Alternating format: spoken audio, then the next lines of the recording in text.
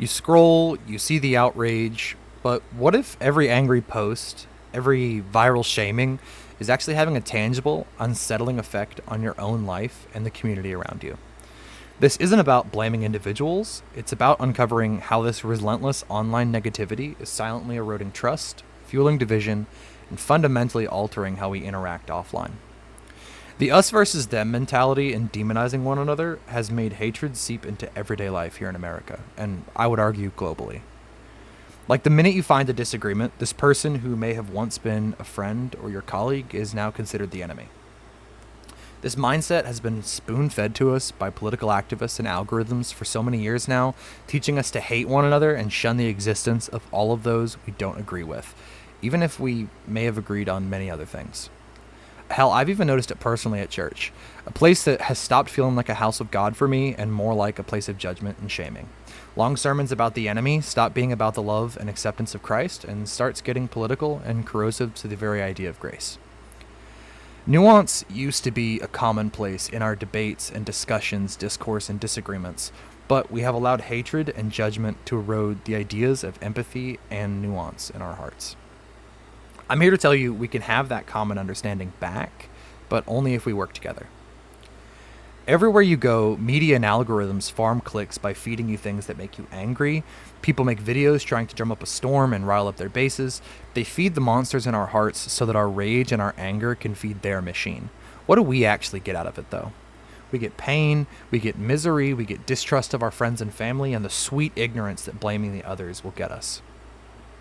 But the algorithms and the people that work in them, they get money, fame, attention, power to sway ideas. They elect politicians to serve their needs and their purposes and the interests of their donors. We fight with each other for the table scraps, blind to the great American robbery. This is a tale as old as time. If you convince the peasants to hate each other, they'll ignore the upper class getting fat on their misery. This is not, by the way, some call to arms to eat the rich and dismantle the government. This is my best attempt at enlightening you to your own freedom and power. We've become so ignorant to our own hate and desensitized to violence that we're killing each other and unable to see the humanity in one another anymore. It's ridiculous. The people hold the most power and always have. Honestly, regardless of the government or the place of the world you're in, it's always true. Not to talk about world events, but you could see it in places like Nepal, where horrible things happen, but the people held the most power when they actually worked together. And again, I'm not saying you should dismantle your government or anything like that. I'm not saying we should, because we should reform it. We should make it better. All of these ideas have begun eroding everything that we used to care about and believe in. Every time you scroll on your phone and witness horrible, vile things or people speaking hatred of one another and you don't react, you don't have a problem with it, it seeps further and further into your heart and desensitizes you to more hatred and violence. The outrage machine is a big beast, and it doesn't care about whatever political party you affiliate with. There are people right now in every kind of space using current events as an excuse to drum up more hatred and violence for one another. I simply can't let that stand. And I can't let it go unnoticed for you, the listener. I personally have left many spaces where I previously would have felt comfortable and most like me, simply because people celebrate violence and they're okay with it. And that's not something I can support. But then I look in other spaces where I'm trying to find some middle grounds with people, and they're saying the very idea that people like me exist is a problem. Every single outrage is another excuse to turn the darkest parts of your heart against you and against others. And you're not going to realize it until it's too late and mistakes have been made. We have to stop encouraging in this kind of violence because it is everywhere. I encourage you to fix your problem. And the biggest way you can do it is calling out hatred everywhere. And I mean everywhere. This is not some left-leaning video about how you should condemn every right-wing person you see. In fact, if you think that, I am not the person for you. This is exactly the opposite. And I don't mean that as in a right-wing person saying it. No. I mean, when people you think you should agree with are saying hateful things, call them out. Challenge them every time. Everyone in my personal circles knows I'm not on your side. I'm on the side of right. And that often means I'm on their side. But when they're doing wrong, I'm going to say I see wrong. When they mess up, I'm going to call them out on their mistakes. It's a quality a lot of people have grown to like me for, and even more people have grown to hate me for. My own Facebook and YouTube comments can often prove that point to you for you. You can find a lot more peace for yourself and a lot more kindness in your heart if you have the courage to do that, and it does take courage. But it would be easier if more of us did it together. I had a friend reach out, and he told me how he had to take his posts down because people are making sites to tear down your career in life for anything that might be considered criticizing Charlie Kirk after his death. Mind you, his posts were nothing inciting violence. They were not encouraging anything. They were not saying anything was okay. In fact, all of his posts that I saw were condemning this kind of violence. And barely, honestly not enough for my liking, if we're being honest, were talking about the things he did with his life. Because, see, that's the thing. We're not trying to make you hate this man in death. Many of us just want people to look at how he behaved and not lie about who he was for political points, because it's wrong. I wouldn't want someone using someone on my side of the aisle's death as an excuse to do vile, horrible things. Again, this is not just a video about Charlie Kirk and Charlie Kirk's loss.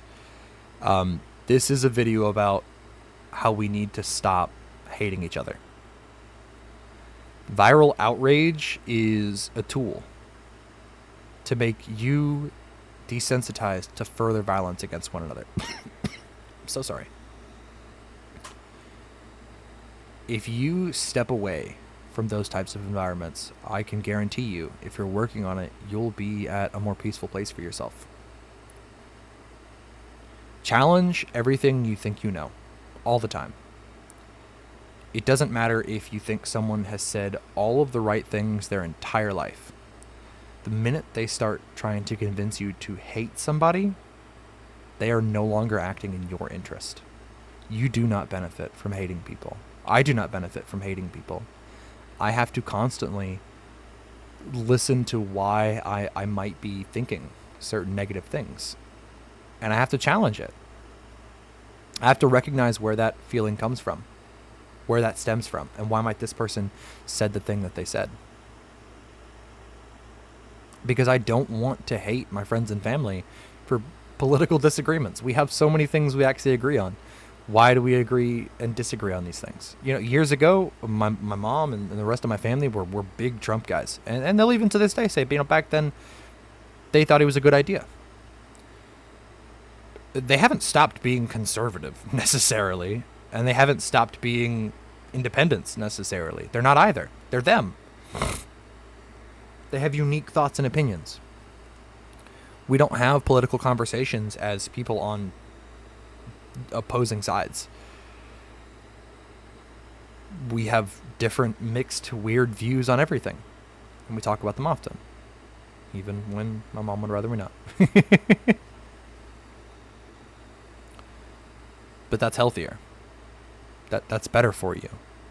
It's better for you to have these disagreements and these passionate arguments, and for someone to tell you, hey, you're wrong, and challenge you on why you're wrong without any of you hating each other, than this stupid game we're playing where the color that you approve of is what determines everything you think. Wake up. Kindness misses you. The love in your heart misses you. Your family, even if they don't admit it, misses being able to spend time with you.